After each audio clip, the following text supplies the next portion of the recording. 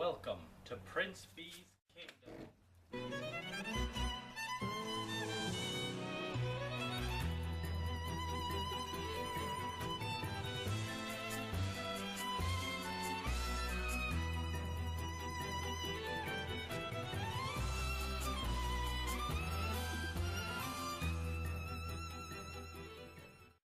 Greetings everyone, I am Prince B, and here I review stuff.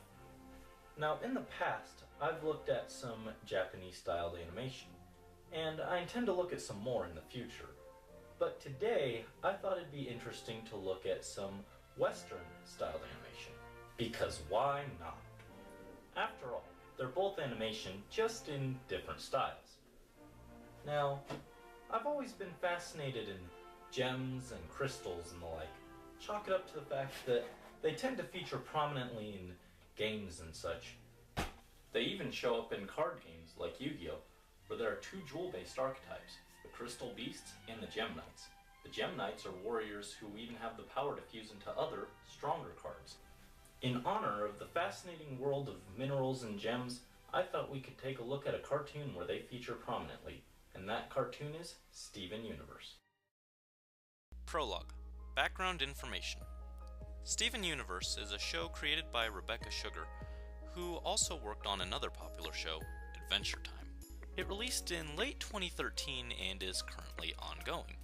Further, it's been met with pretty positive reception, even spawning a monthly comic series. "Oh, but Prince B, that's a kid's show," I can already hear people say. "Cartoons are for kids, talk about something else." To which I reply, that's your opinion. This show actually has a lot of depth, as I'll talk about later. Besides, I can talk about what I want, and if you don't like it, well, that's too bad.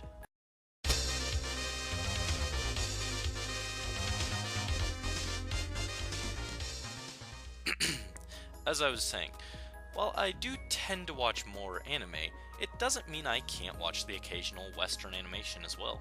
After all, I grew up watching just as many cartoons as I did anime. Also, since this series is ongoing, I naturally can only talk about what is currently out. So for that, we'll mainly be looking at the first season of the show. While there will be some spoilers, I'll be trying to keep them to a minimum. With that said, let's begin the review proper. Chapter 1. Story and Characters. Steven Universe follows the adventures of a boy of the same name, and his companions/friends/guardians, Garnet, Amethyst, and Pearl, who together with Steven are the Crystal Gems. The Crystal Gems protect the Earth from various monsters. The Gems are all warriors with access to various magical abilities, which we'll discuss shortly. Garnet, Amethyst, and Pearl are all full gems, and are consequently more experienced and powerful than Steven. Garnet is quiet and mysterious, Amethyst is fiery and rambunctious, while Pearl is knowledgeable and elegant. Steven is unlike the others, in that rather than being a full gem, he's a half gem, half human. His mother was a gem known as Rose Quartz, and the original leader of the gems, but she gave up her physical form to give birth to Steven, and in doing so passed her gem and her powers onto him. He also inherited his mother's love for the world, and looks at it through eyes full of wonder. He's got a loving personality that really helps tie the gems together. While the main cast consists of the gems, there are also a number of human characters that interact with Steven and the gems throughout the story. And a lot of them get a good deal of characterization and really help to flesh out the world. Each of the gems have various abilities, some that all the gems have, such as summoning a weapon and shapeshifting, and some that are unique to certain gems, like Rose's healing tears. Further, they can combine their strength through fusion, which they initiate with a fusion dance? No, seriously, they fuse through actually dancing. It's actually a pretty clever take on the whole fusion dance idea. Anyways, this show does a good job of invoking a variety of emotions. When I initially saw it, I kind of assumed it'd be something more along the lines of SpongeBob, where it's just over-the-top nonsense and randomness for the sake of forcing a laugh. Thankfully, that isn't really the case, as the show has a distinct sense of direction, and while it does have a lot of humorous moments, they're based less on randomness and more on the characters and the situations they're put in. and are peppered in amongst sad moments that can really make you sympathize with the characters. They're heartwarming moments, and ones that are pure nightmare fuel. I really love the sheer number of emotions it's able to conjure up. With the basic overview of the plot and characters done, let's talk about the presentation. Chapter 2: Art Style and Audio.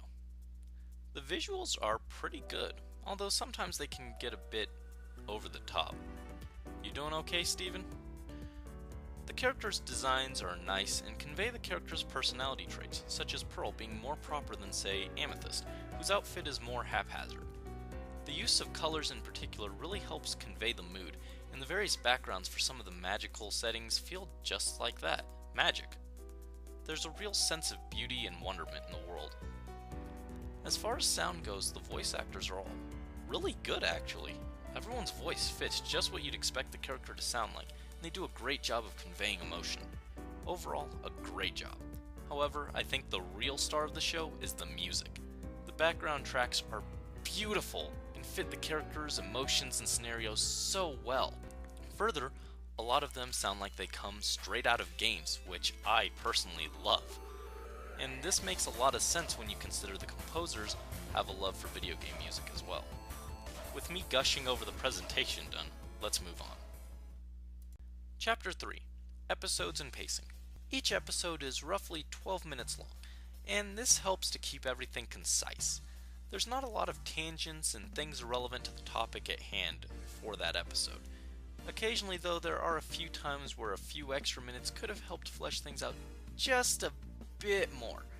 But I think overall the shorter episode lengths help more than they hurt.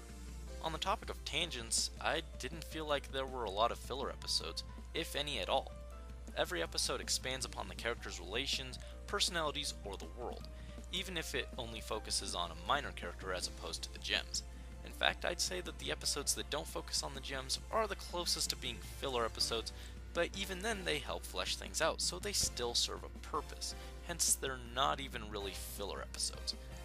Lastly, the episodes all have a generally good sense of continuity. Episodes tend to have things referenced or hidden in them that link them to older or future episodes, which is great and makes each episode feel less like a self-contained, episode, and more like a flowing story. Overall, I'd say the pacing of episodes and the story itself is really good. With that out of the way, let's discuss some of the themes. Chapter 4: Ideas and Themes. The show touches on a lot of themes in a variety of episodes, and bearing in mind that this is an ongoing show, there will likely be many more themes tackled in the future. So instead, we'll just talk about a few of the more prominent ones, topics that apply to adults just as, if not more so, than children. One of the biggest themes is to embrace your faults and flaws, because they're what make us unique. This is evident in a quote said by Steven and both his parents at various points in the show. Right! If every pork chop were perfect, we wouldn't have hot dogs. Following on from this is that every life has value. That life and its experiences are beautiful. This is evident especially in a message Rose left for Steven.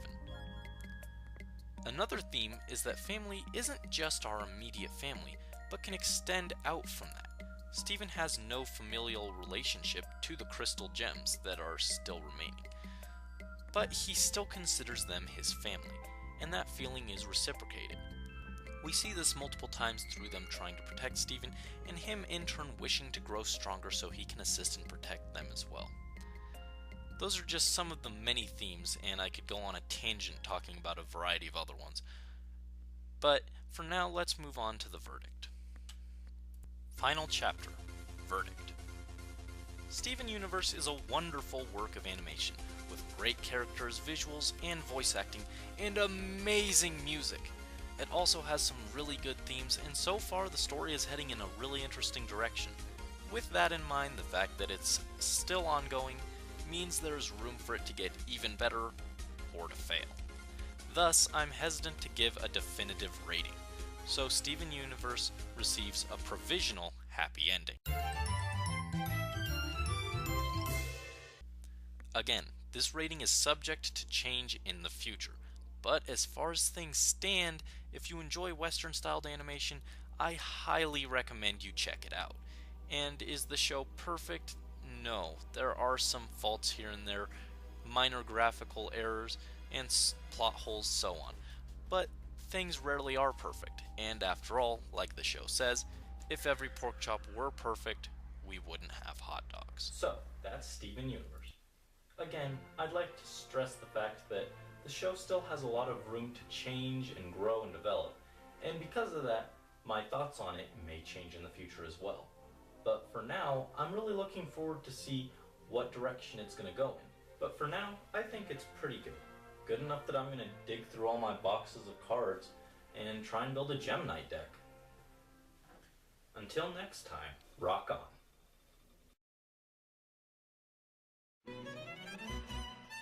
Thanks for watching my video. If you enjoyed it, throw it a like, and if you want to stay updated on videos I'll be releasing in the future, go ahead and click that subscribe button. Check out some of my other videos, like my review of another animated work, Wild Arms: Twilight Venom.